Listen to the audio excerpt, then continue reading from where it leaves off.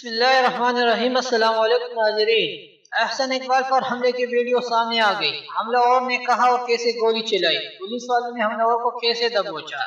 मजीद तफसीलात जानने से पहले अगर किसी ने इस चैनल को सब्सक्राइब नहीं किया तो बराए मेहरबानी इस चैनल को सब्सक्राइब करें। वफाकी वज़ीर दाखिला अहसन इकबाल पर कॉर्नर मीटिंग के दौरान फायरिंग की गई, जिसके नतीजे में गोली इनके बाजू को छेड़ते हुए पेट में जा घुसी।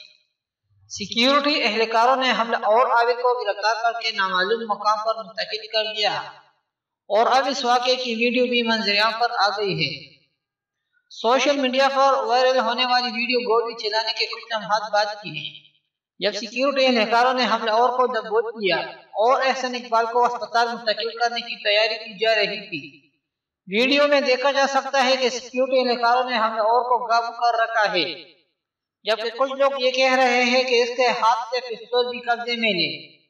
वीडियो सोशल मीडिया पर आते ही वायरल हो गई है और एक हंगामा बरपा है, जबकि सियासतदानों के अलावा सोशल मीडिया सारिफिन की जानिब से भी इस हमले की शदीद मुज़म्मत का सिलसिला जारी है।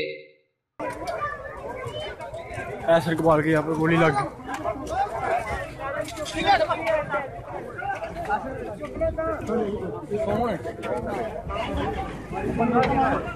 बंदा